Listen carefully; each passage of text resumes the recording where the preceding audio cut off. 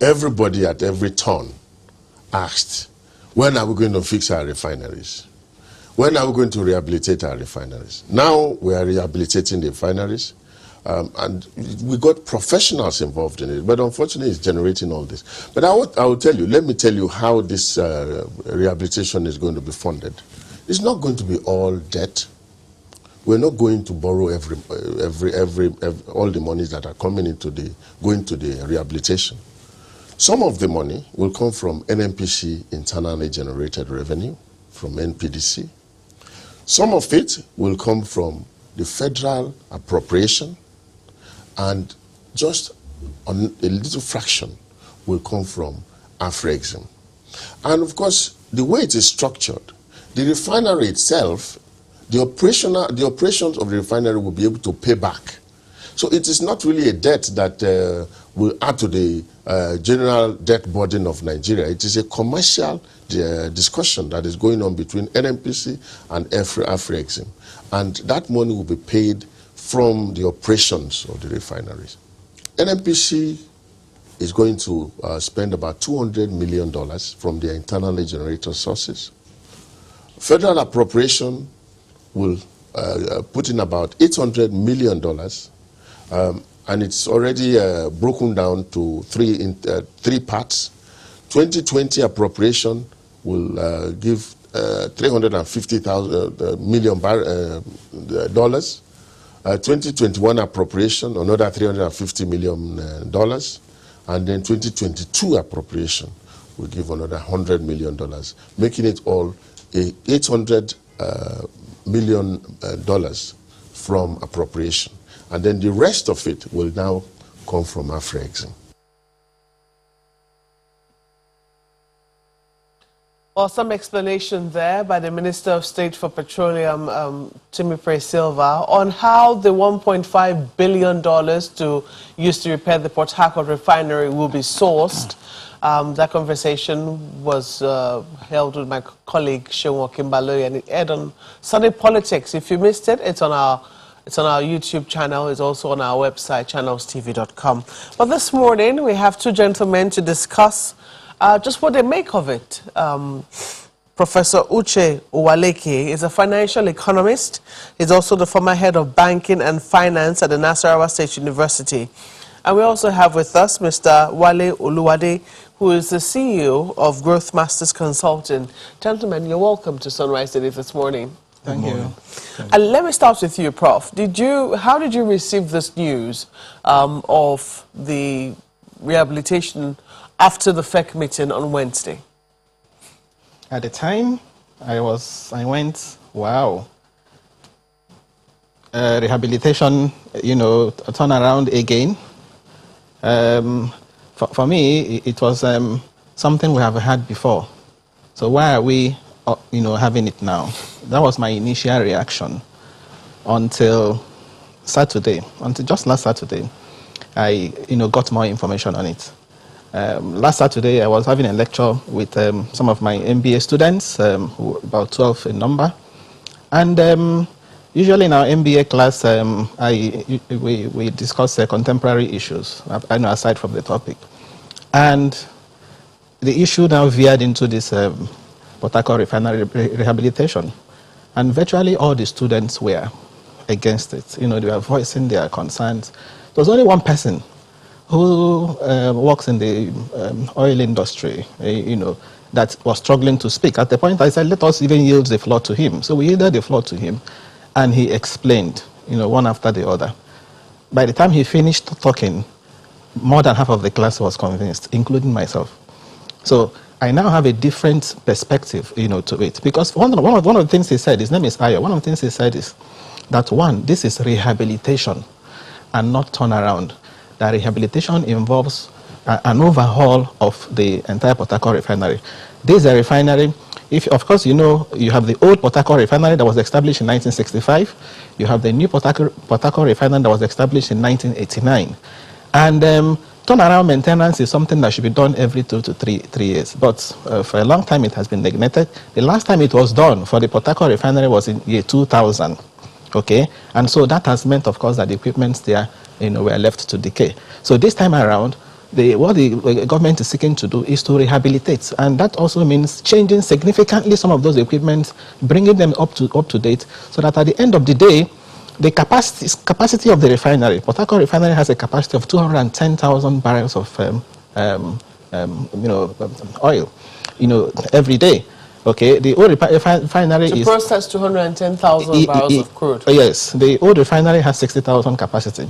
The new one has a 130. Between the two of them, you have 210. So you now bring them, restore them to that capacity. And what that means is that you now throw into the system about 10.4 million liters, of fuel. That will go a long way in reducing the level of import. So I think it's something that is well-intentioned, especially given the fact that even if you look at the funding, just as you heard the minister say, the Afrexim Bank is bringing close to $1 billion. Then the government is bringing the 550 million or thereabout. And Afrexim Bank, as a credible institution, cannot put its foot out, cannot commit its funds in that kind of venture if it was not sure that it's going to be viable. So my whole impression, as I said, after the guys, Ayo spoke, changed. I was looking at it from the point of view of the benefits that we even stand to. Again, viable to bring in profit, or because they believe that the person who they are loaning the money to can pay back? When you say a project is viable, it means the project can pay back. And that's why it's going to be, the contract is operator and maintenance contract. Okay, it's going to be left in the hands of experts that will manage it efficiently to now leave some margins, even for the to be able to repay the loan. So it is a loan, but this is a case of self-liquidating loan. You're putting the money in a project that will pay back itself. So in a way, it's not going to add additional burden, to the that situation. And when come to think of it, you just saw the figures there. We import in 2020. We spent 2 trillion naira, importing fuel. This is the only country in the world that has abundance of hydrocarbon resources and yet imports refined petroleum products. Prof, so, I mean, and just as I was commenting, yes. If you do an average of a lot of the figures there, yes. There's still very huge question marks on some of the figures that we generate, so to speak. I yes. mean, we're not quite sure how much we consume locally, yes. As the people in terms of PMS. But yes. we spent 2 trillion naira to import petrol. 2019, we spent a little less, I think about 1.9. We yes. had a pretty busy year. Yes. Now, some people will ask, how come we spent much more to import in a year when there was lockdown? We were home at least for 3 months, Yes, lots of the economy wasn't particularly moving. And there might be arguments as to how, maybe people were also spending money on petrol, since a lot of people were at home. Maybe trying to fuel their generators and co. So, but let's quickly. Oh yeah, that's the big numbers from the Port Harcourt Refinery. For our viewers, just in case they missed that, NNPC is the only customer, 0 revenue in 2019. So when you talk about the project being able to pay back, yes, how is the project going to pay? That is the essence of the rehabilitation. Okay. When you rehabilitate, you now make it functional. But we have recurrent expenditure of 9.8 billion naira salaries. Yes. In 2019, at the very least. I think that's the one we have to figure for. Well, we also have Nigeria's Motor Spirit import bill, just for comparison purposes. So 2016, 1.6, 2017, 1.9, 2018, 2.9 trillion, in 2019 1.7 trillion, and then in 2020 2 trillion. Some people will say that perhaps we need to interrogate those figures a little more. You don't agree? No, I do, but you also know that this is one sector that has remained opaque, opaque for a long time, not transparent. It wasn't until the recent management of NNPC that we began to see even the audited financial statements of NNPC. For the first time, in so many years, we've started having audited financial reports. Indeed. Let me come to Mr. Oluwade. You also saw that announcement by the Minister of State after the Federal Executive Council meeting. Did you also go, wow, like Prof did? Yes, Mabwe. I mean, I was stunned. You know, we were here last Monday, you know, proffering solutions or suggestions on the way forward, you know, for the industry. And my straightforward suggestion was privatize, you know, liberalize the sector, privatize NMPC, and all of that. Now, when this news came out on the $1.5 billion rehabilitation of the Port Harcourt Refinery, I was shocked, and that's stating it, you know, quite mildly. There are a few, you know, critical questions to ask. For one, that amount could have built a brand new refinery. There are two refineries in Port Harcourt, 150,000 barrels and 60,000, the old one.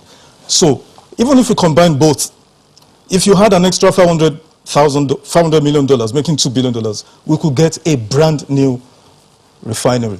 And don't forget... Is that a product of research? Absolutely. I mean, in this same Nigeria, a 650,000 barrels per day refinery is being built in Lagos for $10 billion. Just do the maths. It's very simple. Divide 650 by 3.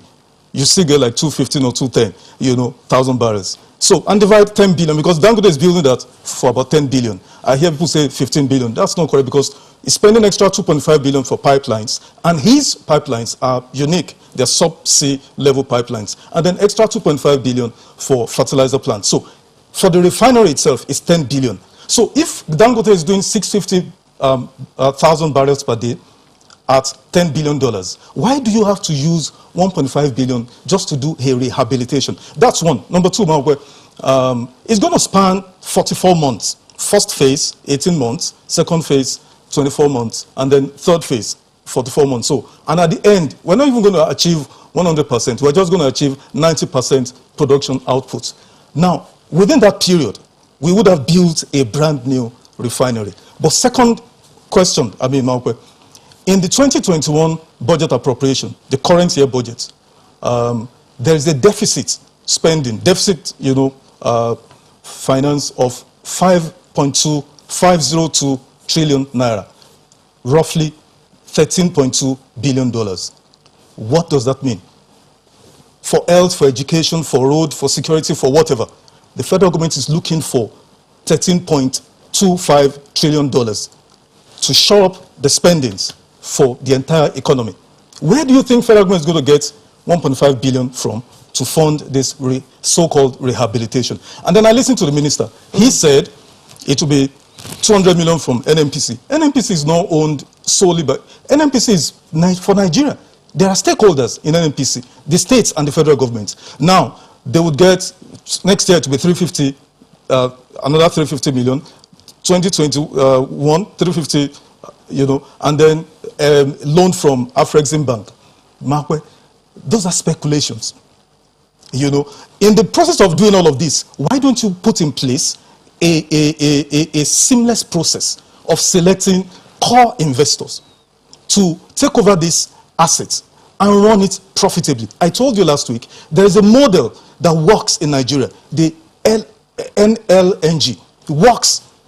It is owned 49% by the federal government through the NNPC, 25.6% by Shell BP, you know, 15%, you know, by Total, and then 10.4% by ENI International.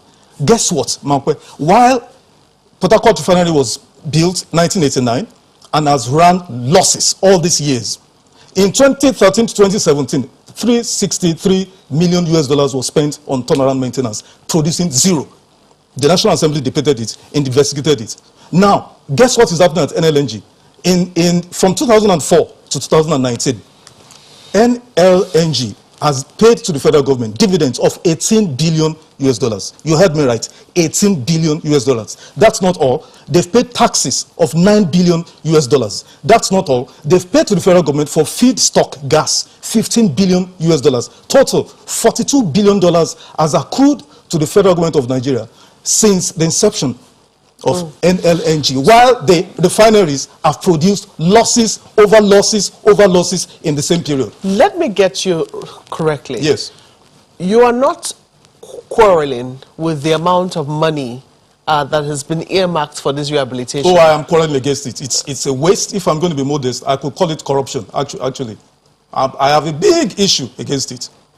Okay, that's interesting because I mean I was trying to clarify whether it was the amount of money that was being spent or whether or not, because assuming the private entity, assuming the federal government had privatized this particular entity and a private entity said this is how much we're going to spend on this project, would you also have any issue with it? The private entity won't say that, Malpe. Take it from me. I've just told you. I've just analyzed. I've just analyzed to you that amount of money, you could just add extra 500 million. We'll give you a brand new refinery. By your own calculations. Not my calculation. I just gave you. No, you are premising your calculations based on the Dangote refinery, and what you've just done is you've done a division based on the capacity. The Shell sold a refinery, 150,000 barrels refinery, somewhere in America. They sold it for about 1.2 billion US. See, this is not rocket science. When we're talking about, I mean, if you want to buy a car, everybody knows the price of a car. Refineries are all over. In America, there are 139 refineries. So this is not something mysterious. Dangote is building a 650,000 barrels refinery for $10 billion US. So how do you justify rehabilitating? Whatever that word means, I don't even have a clue. Now, if NNPC did turnaround maintenance for $363 million US for 5 years, why are you spending 1.5 billion on just one? Now, let me come to you, Prof. You said first and foremost that when this matter came up in your class on Saturday, everybody were not in support of it, apart from one student who seemed to be in the know. Exactly. Now, this has just come like a lightning bolt out of the blue on, on many Nigerians. Because we've been talking about not just deregulation for some time now. The grounds of Labour has been that they do not want an import-driven deregulation, and we're beginning to see the effects of that. When we saw only recently BPRA increasing the price of petrol from 165 to roughly about 212 naira per litre. And so we saw where the quarrel of Labour was in that particular instance. Do you think that there should have been a lot more filling around, debate,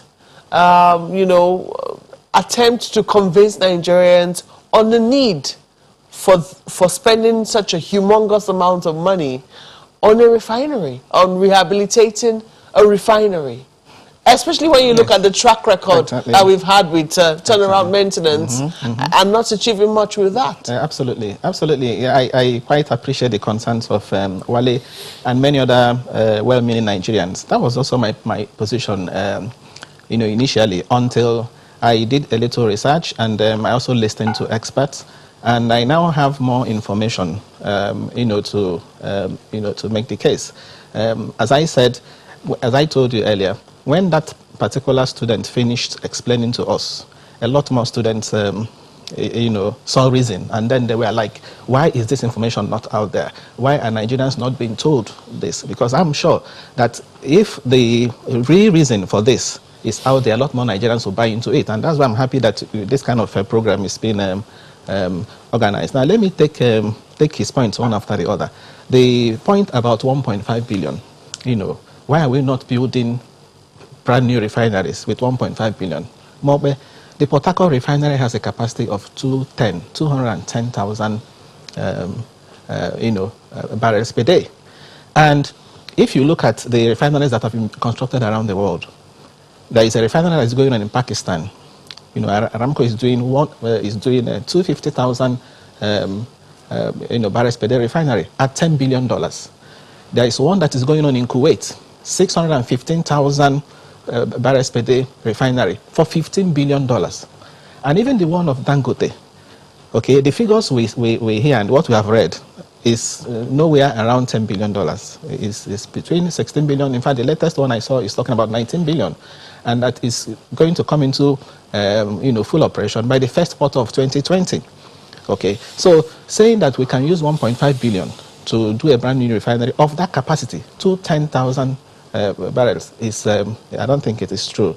The other issue, Wale also mentioned, he said a refinery was sold in California, at 1.2 billion. A refinery. The refinery he's referring to is the Shell Martinez refinery in California. That refinery was established in 1916. Okay, it's 105 years old. And as a matter of fact, in 1989, it had a major fire incident. And that is a refinery that has been having issues with the California Regulatory Authority in the area of environmental issues. And what experts have said, listening to experts, what they have said is that wasn't actually Excel. It was simply a management contract. Management arrangement, for 1.2 billion. So you don't get anywhere where you would say you can build a 210,000 capacity refinery for just 1.5 billion. And mind you, it's going to be done in 3 phases, just as you rightly said. The first phase will take 18 months, and within that 18 months, they are targeting 90% capacity of the nameplate capacity of the refinery. Okay, so if we're in a position to produce close to 210,000 barrels, and I told you it translates about 10.4 million liters of petrol, you can imagine what it will do to the level of fuel imports. Now, you talked about deregulation. Why is it... Sorry to interrupt you. I Yes. do recall that only recently I had a conversation with the governor of Ekiti State, and he said that, personally, he wouldn't have taken a decision, given that the Dangote, well, he didn't quite use that word, but basically what he was saying was the Dangote refinery should come on stream very soon. Yes. They expected that refinery will be able to produce a lot of our domestic needs, given that a lot of the crude that will be going to that refinery will come from Nigeria. The CBN is hoping to be able to cash in on that because they're hoping to save a lot of dollars in that regard. Yes. Is it really wise, knowing that this refinery is not going to come on stream anytime soon? This decision wasn't taken any earlier. The process actually started in 2019 when the Port Harcourt refinery did a scoping of the rehabilitation exercise. Yes, but is it really wise for us to now start talking about that now? Yes, it is. It is, because it will simply complement what Dangote is bringing. Dangote is bringing 650,000 barrels per day, and if you add 210, mind you, what is even the consumption level of PMS in the country today? We are told about in the region of, even though just as you said, the figures are not exact, but we know it's in the region of 50 million liters. The entire capacity that we have today, 445,000. I told you Warri does 125,000, and Kaduna does 110. That's the capacity, but of course they're not producing. Even if they're producing to full capacity, that gives you just about 20-something million liters. So that's not up to the 50 million liters, and that's why the Dangote own is also welcome. So with Dangote refinery, with the modular refineries, here and there, of course, the other day, Walter Smith took off in Imo State, Ezekiel in Rivers, and the rest of them. That will now help, meet demand. And don't forget, too, the West African market is huge. And the point I want to make is this. We have been shouting in this country that we should stop importing fuel. We are spending so much importing fuel. Part of why we are having this problem with fuel subsidy today is because we are importing fuel. Okay. So the government now wants to put an end to it by having refineries, functional, and we are complaining. Would that? Do you really think at this amount of money? I mean, are you optimistic that it can put an end to importing petrol? No, I don't think so. I think the federal government should cancel this, should pull back on this decision, privatize NNPC itself. Privatize NNPC? Yes, of course. Commercialize NNPC, sell off the shares. The model of NLNG, the PIB, actually intends to privatize, commercialize NNPC, to have a national petroleum asset management company. But like I told you last week, the ownership is still federal government. 40% Ministry of Finance, 40% Ministry of Petroleum, 20% Bureau of Public Enterprises. It will still end up having inefficiency, corruption, and wastages and all of that. Follow the model of NLNG. That's the best practice globally. I just told you here, Maokwe, facts. 18 billion from 2004 on a yearly basis. That is 1 billion, 1.2, 800, it fluctuates, but total 18 billion dividends. Dividends. And the ownership is not federal government. Federal government only owns 49% in NLNG. The three other, experts, private sector own the remaining 51%. So if you take ownership of the NNPC from federal government, give it to the private sector, but let Nigeria still own reasonable shares there, it will begin to turn a profit. We're talking about 1.5 billion on Port Harcourt Refinery. The question is, who are the people that will supervise this process? The same people who have supervised this waste and corruption and inefficiency? Well, gentlemen, there's a governance structure that has... We have to go now. We're totally out of time. We're totally out of time, gentlemen. We have to go. I believe that this conversation is something that will continue, especially when you look at the comments of people out there. We've heard former Vice President Atiku Abubakar release a very strong statement on it. Atedo Peterside, who oversaw the privatization of the electricity sector, the power sector, I think sometime in 2014, has also tweeted on the matter. He says federal government should halt $1.5 billion approval for repair of Port Harcourt Refinery and subject this brazen and expensive adventure to an informed national debate. Many experts prefer that this refinery is sold as is by BPE to core investors with proven capacity to repair to their own funds. So the conversation is out there, and people who know or who should know are also wading in on the matter. Let's see where the pendulum swings as the federal government tries to get its own side of the story out there. But gentlemen, thank you so much for coming on Sunrise Today this morning. Mr. Wale Oluwade is the CEO. Beg your pardon now. He's the CEO of Growth Masters Consulting, and also Professor Uche Uwaleke is a financial economist and former head of Department of Banking and Finance, Nasarawa State University.